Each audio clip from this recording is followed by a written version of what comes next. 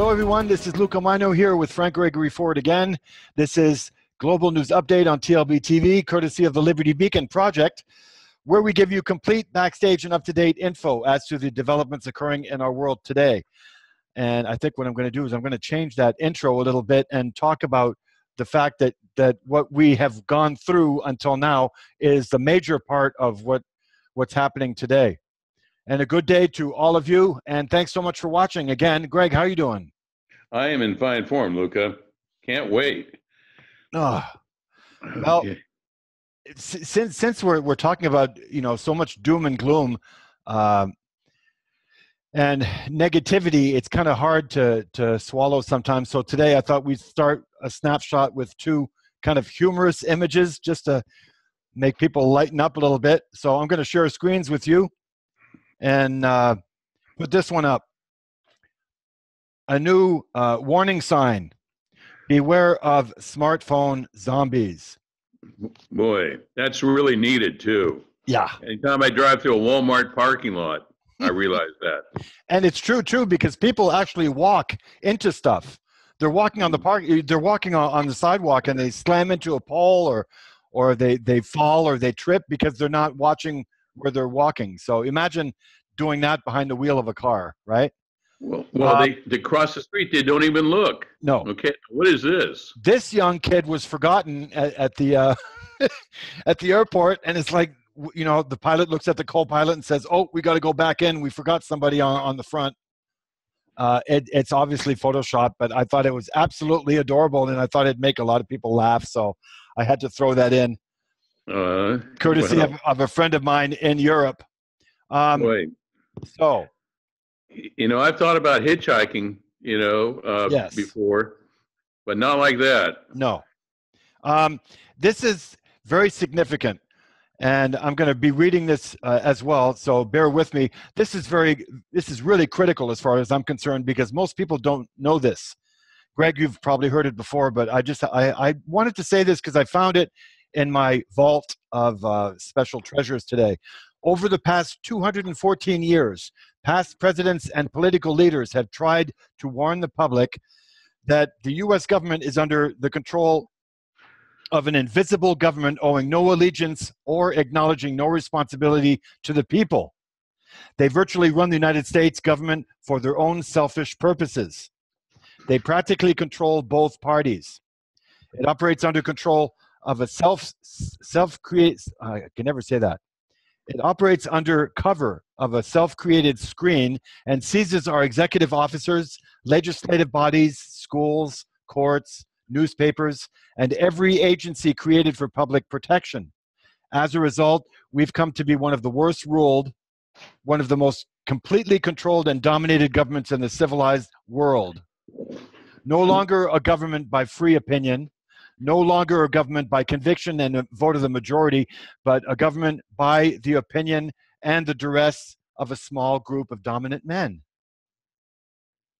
And it's really something to think about. This is, for 214 years, they've been trying to warn us about this. So maybe that'll be something for another show coming up. Tonight on the show, as we go into Israel for a little bit on my slideshow, I wanted to pay homage to this 15-year-old who gave his life for Palestine. His name is Faris Odeh, or Faris Odeh, depending on where you live, how you pronounce it. Taken on October 29th, 2000. Days later, he was killed by Israeli soldiers while participating in a demonstration against the Zionist occupation. Faris will always be remembered as an icon of courage and of the resistance of the Palestinian people who cling to the land and life in freedom. And what you're looking at here, by the way, is exactly the same for our original Red brothers and sisters here in the United States, because they're twin examples with the same father, Rothschild controlled. It's Rothschild Zionism is what it is. This is called Slaves for Israel, and I wanted to throw this in, Greg. I thought this was really good, and I wanted your opinion on this. Germany, it seems, is not the only country with a population that is unknowingly serving Israel. Since 1945, it's paid close to 100 billion in reparations. Each year, the UK gives over 6 billion pounds to Israel and a similar amount in arms. This is more than the combined amount of aid given to any other country. Since 1949, the U.S. has given Israel a total, including interest costs borne by the U.S. taxpayer, of 133 billion. Israel gets all of its aid money at the start of each year rather than quarterly installments like other countries. This is significant because it means that Israel can start earning interest on the money right away. Interest paid by the U.S. since Israel invests those funds in U.S. Treasury notes. In addition, because the U.S. operates at a deficit, it must borrow the money in order to give it to Israel and then pay interest on it all year. Together, these costs, together this costs the U.S. taxpayers more than 100 million every year. Now Israel is demanding an extra 2 billion because of the nuclear peace, because of the U.S. nuclear peace agreement with Iran. Any thoughts on that, Greg? Very quickly. Boy, do I have some thoughts on that. Okay, but first of all, I'm sorry. Israel has been in the black. They have been operating in the red for several years now. They are in the black. Why are we giving them money? That's a big mystery. Okay. And what they're finding out now about all the nefarious Holocaust business, okay, not denying anything here, but what they're finding out, and we're not just taking these people at their say, okay, at their own word, is we're paying billions of dollars. Everyone's paying billions of dollars out of guilt, okay. Now, how much did the Rothschilds pay Israel? Okay. Right. Now, boy, that subject is just absolutely pregnant, okay, for exploitation and discussion, all right? So I think it's time, and as I've said before, hey, look, forget all the propaganda, all you lambo intellectuals and cubicle commandos. Forget it. Here's the deal, is we own Iran, all right? Forget it being a big bugaboo, big scaredy guy. Everybody's concerned about Iran doing something. Well, here's what has happened since we've been playing all that. Yes, Hezbollah has now been imitating, learning from Israel, and they are behaving now like Israel. If you notice, the last few times Israel's been out, they're going to teach Hezbollah a lesson. Holy moly, God on earth, did the Hezbollah teach Israel how to fight a war? And they're still trying to recover from the last war that that Israel went out to fight Hezbollah. Right. So I got news for you. If you think that agreement, that nuclear agreement, was kind of made just kind of out of thin air, just for convenience sake and appearance sake, no, it was already done. We dictated the terms to Iran. Iran doesn't care about Israel. What do they want from Israel? Okay. And secondly, we tell Iran what they think. We tell Iran what they put in their newspapers. All right. Pretty much. Hey, is that a big surprise to anybody? For how many, 50 years now, 60 years, we have been dealing with Iran, running the country. I mean, their secret service, SAVAK, was built by the U.S., CIA, all those torture chambers. Guess what? Okay. Remember the component nuclear weapons, okay, the neutron weapons that were such a big, scary deal a few years ago? Well, they're sitting in Iran right now in components. And that makes it legal, okay, because that means they don't really have nuclear weapons, assembled nuclear weapons. They've got nuclear weapons, but they're kept in components and can be used any moment. They don't want to destroy Israel. Israel is a trading partner, can be a trading partner, and will be a trading partner. Okay, Saudi Arabia. Now that is opening up now, as long as we're speaking about the Middle East. What is going on with Saudi Arabia? Look at the iron-fisted leadership that just a few weeks ago looked like it was monolithic, and now it's all falling apart. Okay, I would say, given the fact that the Don May, the original settling groups of Saudi Arabia, it wasn't always Saudi Arabia, it was Arabia, and the Don May coming from Spain, 1492. What else happened in 1492, folks? Columbus sailed the ocean blue in 1492, and it's been downhill ever since, especially for Native Americans. Okay, what a disaster. All right, talk about Homeland Security. We've been practicing it since 1492. But the thing is the Don May, the Jews left Spain at the behest of Isabella. Okay, she wanted to get out of paying Jew bankers. She did not want to pay them back for all her wars and all her exploitation. So she said, we are going to have a pogrom at 12 o'clock tonight. Columbus, if you're sitting in the port, okay, where is it, Rhoda?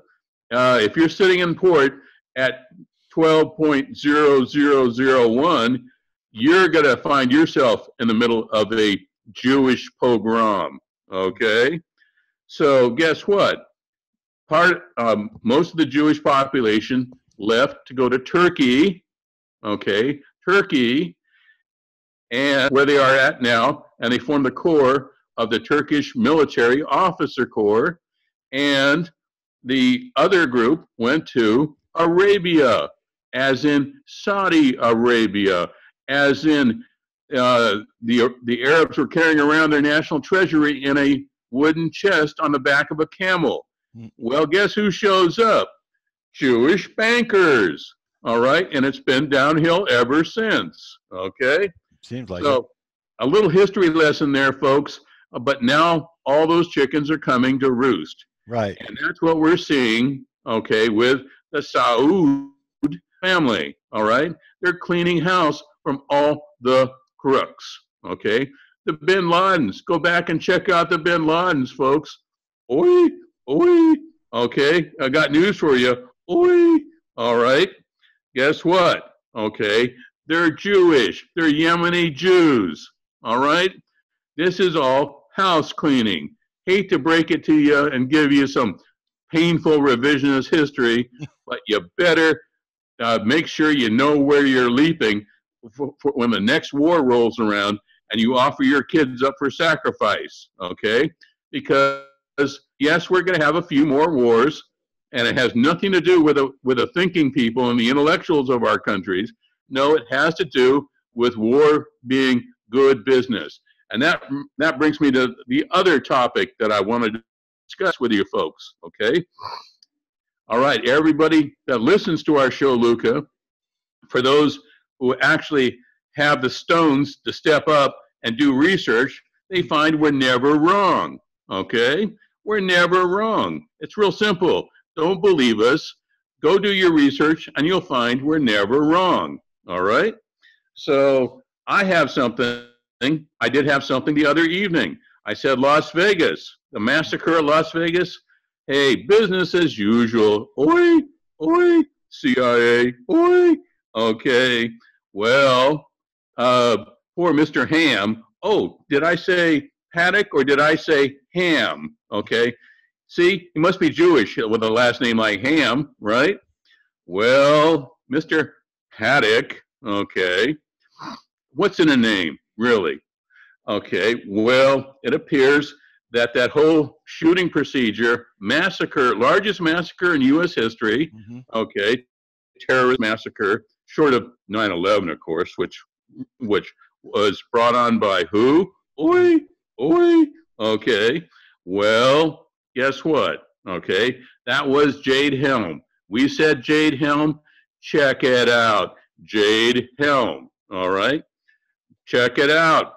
I'm tired of telling everybody this. Check it out. That's what we have here. But I got some more interesting news. As long as the internet goes, goes around, works every day, we pick up good information. A lot of it hot air, but some of it good information. Okay. All right. I have another request. Okay. Last time I told you folks, check out the $2.3 trillion that went missing that Susan Landauer who was thrown into prison when she tried to warn everybody in New York City about 9/11 happening. They threw her in prison for a year. Okay. Right. Well, Susan Landauer has been locating the money. And who do you think was the first to show up with her hand out? Okay. Somebody named Hillary Clinton. Rodham Clinton. Okay. Right. Just like we talked about on the last show. Right. And yeah, exactly. And what did she say? Oh, the Democratic Party is in trouble and she wants to help out. Gee, that's really moving in terms of emotion. And yes, I did say this last time, but did I say, okay, the Democratic Party was in debt $28 million? What does she ask or demand from the money that Susan Landauer recovered, who hasn't taken a penny yet from that recovered money of taxpayer dollars? She wants, surprise, $28 million. Okay. And then she goes to the Democratic Party and she pays the $28 million. Guess who owns the Democratic Party now? Hillary Clinton and Wall Street. Right. Hey, me being the head guy, okay, the head moose of the Bull Moose Party. Right. Have I ever asked anybody for any money on this show at any time, anywhere? Okay. I won't, because I'll tell you what, I discriminate. On my party, I want thinking people. I don't care where they come from, what they do in life. I want thinkers, not a bunch of stinkers. Okay. And that's what we've got with the Republicans. Oh, they smell so bad, and their party's so dirty, that they're no different than the Democrats. Okay. Oh. And what do you think the Democrats are going to do now that they found out that they're not in the Democratic Party anymore? They're in the Hillary Clinton corruption party. Okay. Hey, I'll tell you what, if I can get a few thinkers in the batch, go ahead and come on over to the Bull Moose Party. All right. So, Greg, we have we have something to share with you, because all of the thinkers and all of the people who love life and who want to live a normal life, Johnny Cash comes to mind. As I share screens with you again, this is what he has to say. Right? So take it or leave it. That's what Johnny Cash had to say to the photographer, and that comes back all the time to haunt people that don't live the way they're supposed to. Speaking of living the way we're supposed to, I have two things on health and Native American stuff to do before I go. Very quickly, every bite that you take is either fighting disease or feeding it. So that's something to think about next time you eat. Every single bite that you take, okay? Look at this. Boy, they have a new flu shot for everything these days, don't they? The L fell off. Okay? I just thought I'd throw that in for a little humor. Flu shots for all those foo fighters out there. Yeah. Okay. Cannabis oil, very interesting, okay? Among all the other illegal healers, cannot be stopped simply because that's how Mother Earth works, always trying to heal people and the earth. The fact is, the government will be now tampering with the original, making us sick with additives and chemicals, and then they'll take credit for legalizing it and being there to help us all, be well. You watch. And and it'll no longer have the healing properties that it originally had. They know exactly what they're doing. And what they're doing is they're profiting from another source that they can, you know, what's the word? Manipulate or monopolize? Right. And I have a little something for the Native American segment that's very important tonight, Greg, before I give you the floor again. Land ownership was completely foreign. They never, ever thought of land ownership. According to them, you cannot take something. If you can take it with you, you can, but you don't own something that you cannot take with you when you leave. My reason teaches me that land cannot be sold. The Great Spirit gave it to his children to live upon. So long as they occupy and cultivate it, they have a right to the soil. Nothing can be sold but such things as can be carried away. So land ownership was totally, it was like carving up mother's breast to them. They, you know, it was totally insane. They never thought of it that way, including this. It's a little word on borders. Every national border marks the place where two gangs of bandits got too exhausted to kill each other anymore and signed a treaty. Patriotism is the delusion that one of these gangs of bandits is better than all the others. So, you know, everything has to be revisited. Everything, the Holocaust, land ownership, everything has to be revisited. And what was America's first welfare system? You're looking at it. I hope these will help you until you get on your feet. We won't let you starve. You know? This is what the Native Americans did.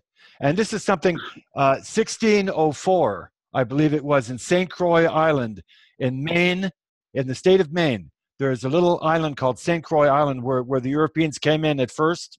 At 1604, they lost over half of the colonists in the first year. And it's thanks to the Native Americans that came over with deer and with all kinds of information, with tools, with kits, and, you know, with knowledge of how to live. That's how they managed to survive. Now it's the other way around. Now we're killing them off and we think we're superior. Think again. This has been like this for 10,000 years. We did not ask for you white men to come here. The Great Spirit gave us this country as a home. You had yours. We did not interfere with you. We do not want your civilization. Crazy horse. Something I have to read to you. This is the last thing I'm going to share. Very, very powerful story on what happened to the Native Americans in their concentration camps, which, Greg, you're probably going to love this one too.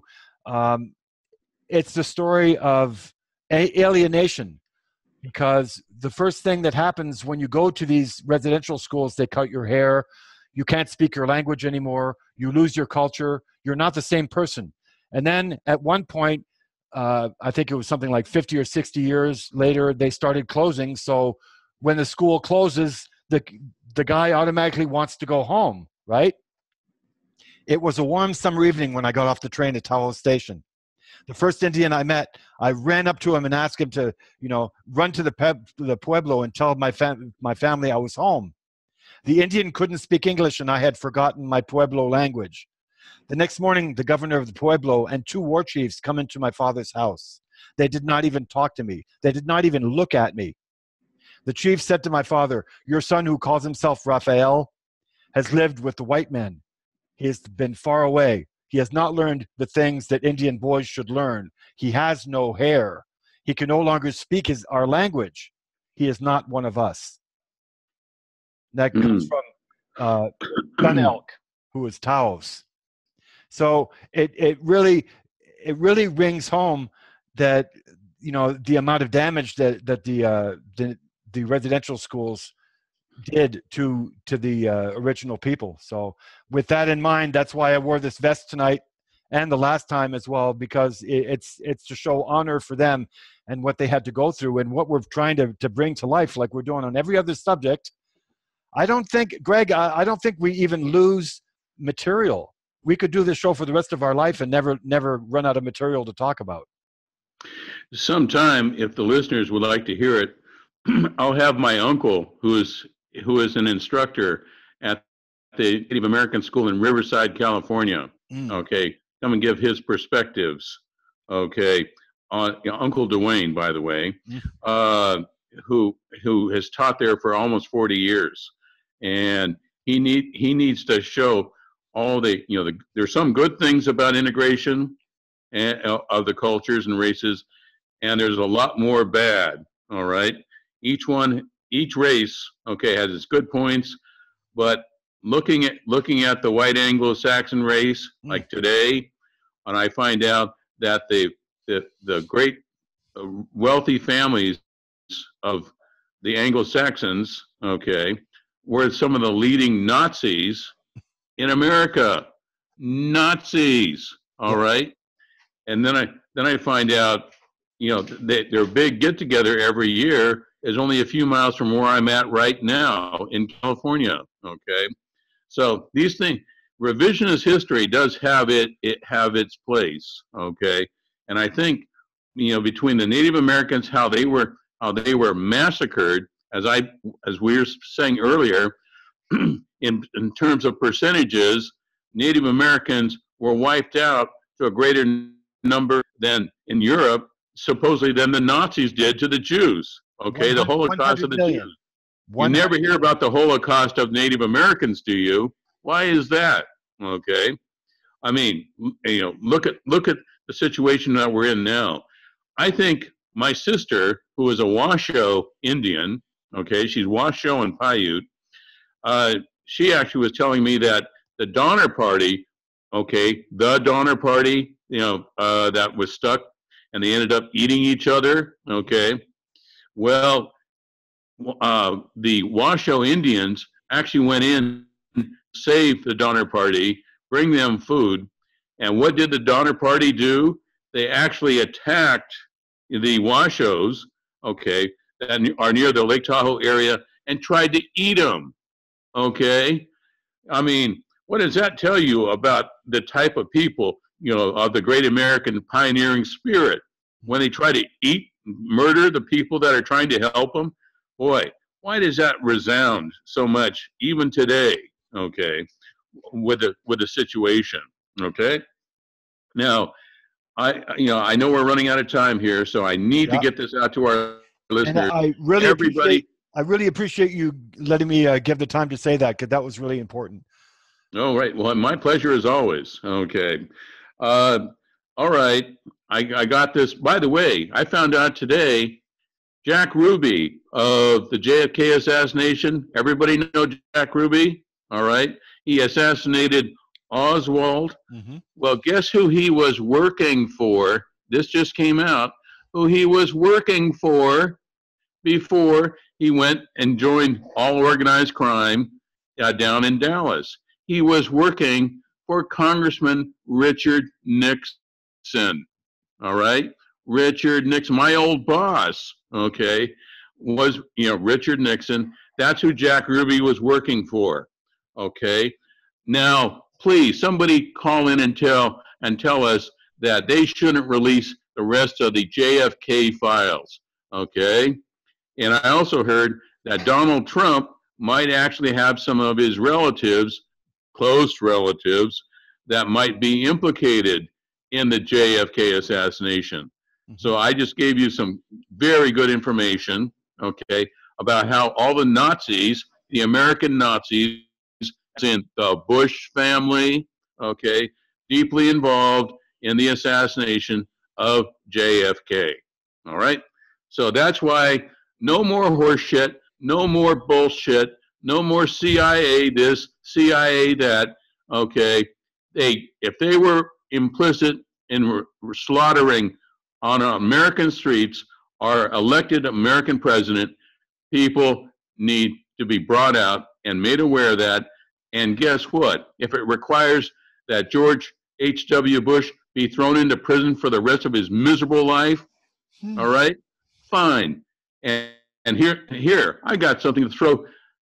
What's her name? Hillary Clinton. Okay, Hillary Clinton, folks, call your representatives. Call your representatives. We already know she's completely subjugated the Democratic Party. I told you how she did it. All right, don't believe me? Check it out, okay?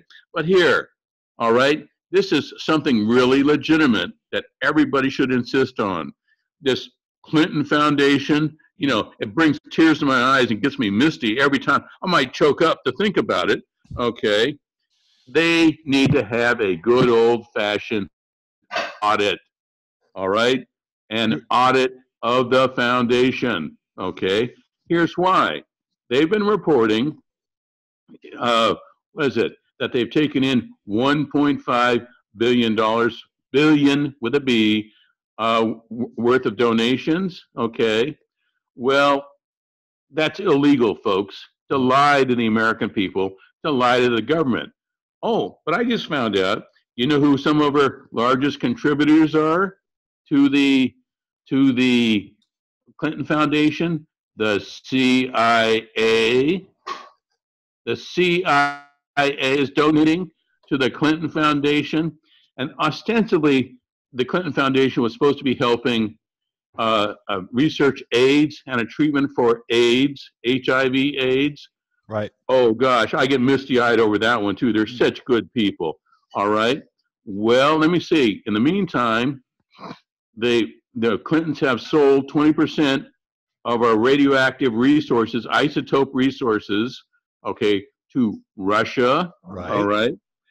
India, okay, is involved now with making donations to the Clinton Foundation because, surprise, they got nuclear weapons. All right.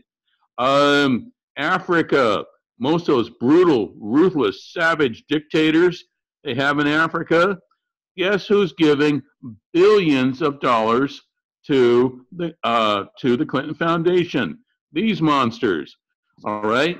Now, it turns out that they really haven't just taken in 1.5 billion.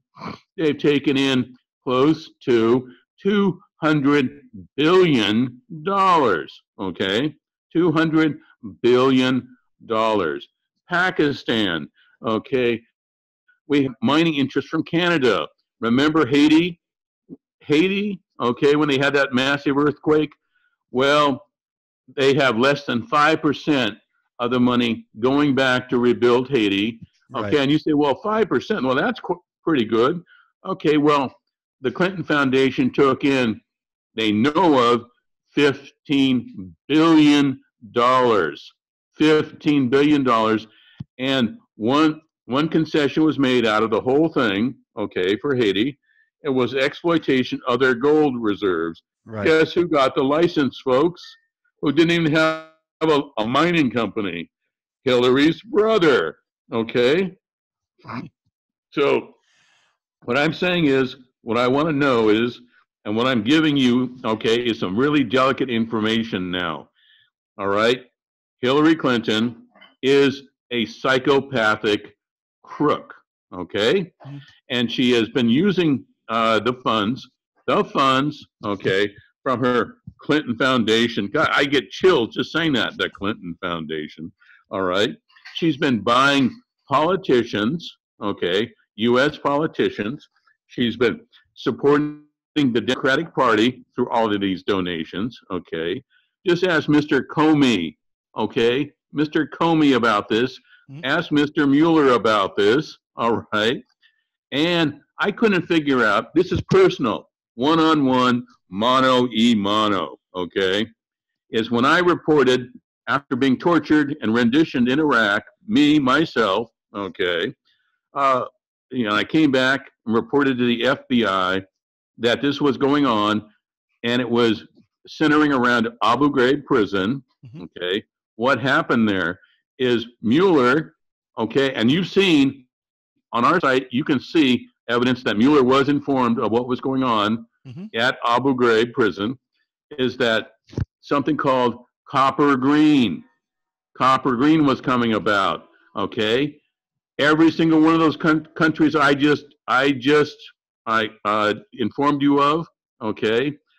Asia, South America, Central America, it goes on, have all been signed up. 157 countries are all contributing to the Clinton Foundation, which is contributing to the construction of Copper Green, the program Copper Green. Torture Okay, programs. Yeah.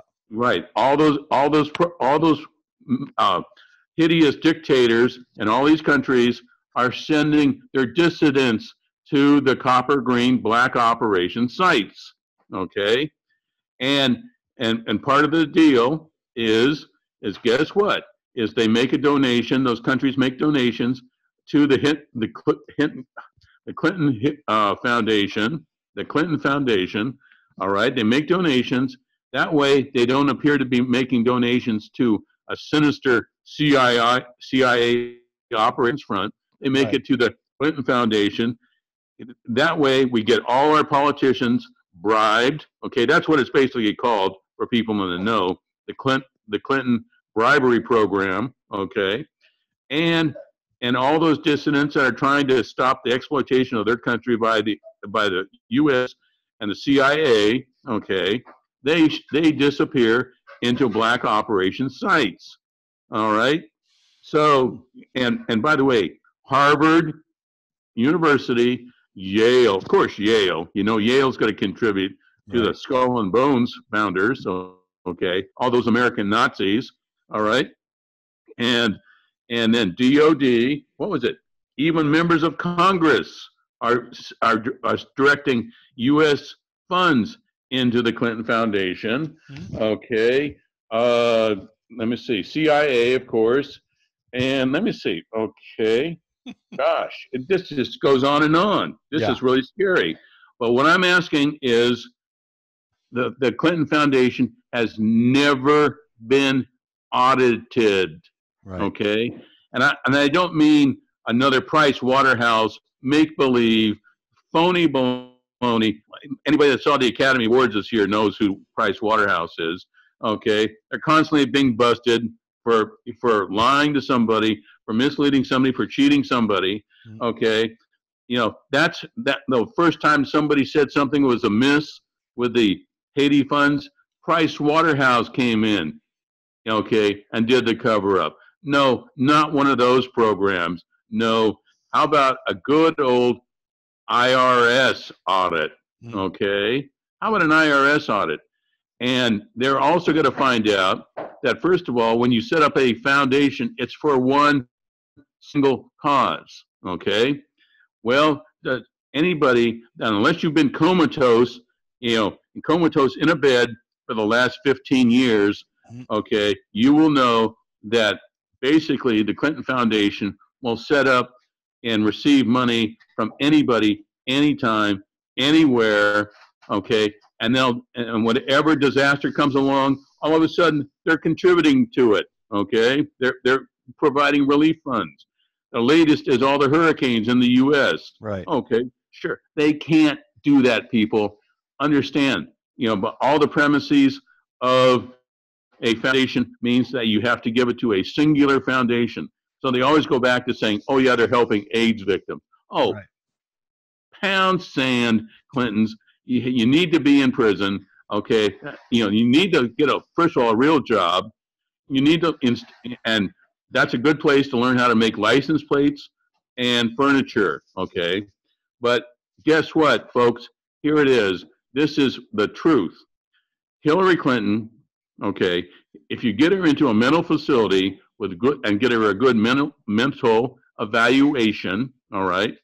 I know I was accused by our government of being mad as a hatter and crazy, as a shithouse rat in August, because I said there was hideous torture and industrialized torture going on at Abu Ghraib, okay? And you saw what they did to me, okay? I was tortured and renditioned, all right?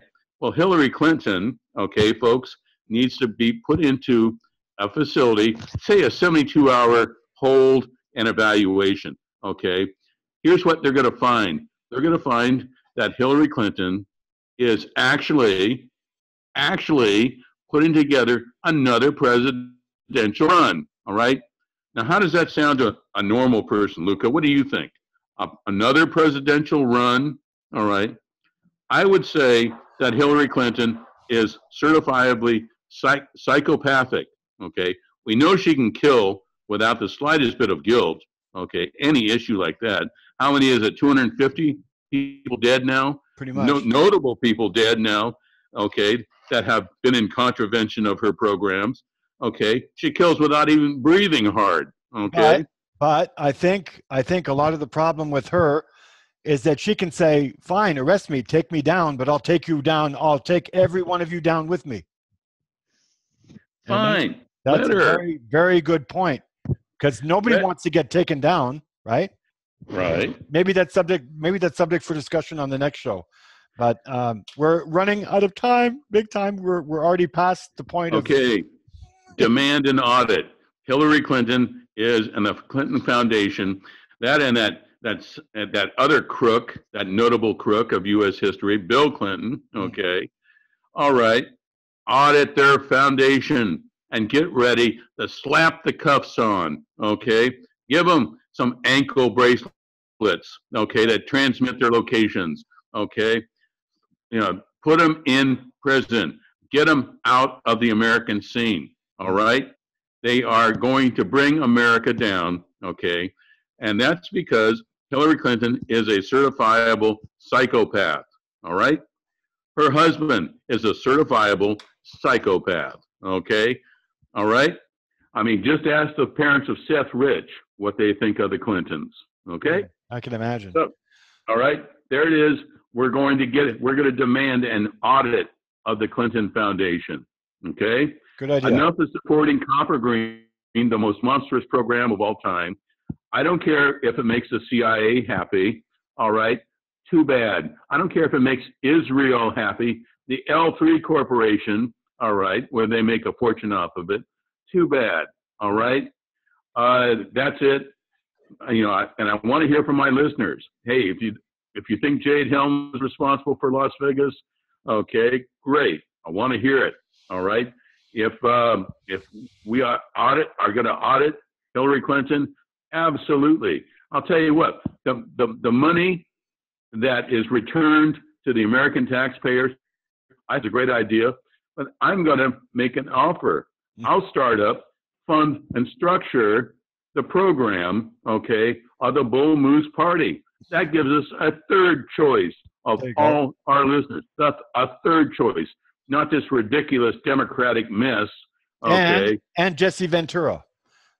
And, of course, Jesse Ventura. Right. You better believe it, all right? And we're going to have Elizabeth Warren come in as vice president, all right? You don't think she'll pounce on that? Guess what? She will. And I'll tell you what, I'm going to be in charge, the DCI, of the new, improved Central Intelligence Agency. I think we should change the name, though. I don't think we should use the same name. Hey, I think it ought to be the Bull Moose Intelligence Group, okay? Perfect. Hey, that'll strike fear into anybody. The Bull Moose Intelligence Committee. Greg, thank you so much for being with us again. Thank you for your wisdom and for the courage that you have, the fortitude, the intestinal fortitude to come out and speak your mind. It's really my pleasure as always. Okay, and from the future director of the BMIC. Okay, that's Bull Moose Intelligence Committee. Okay, Great. There it is, right there. By all means, I'm signing off, and I want to hear from all our wonderful listeners. The Thinking Man's Party. Okay, there we go. All right. Thank you, Greg. Hey, my pleasure, Luca, as always. Good night.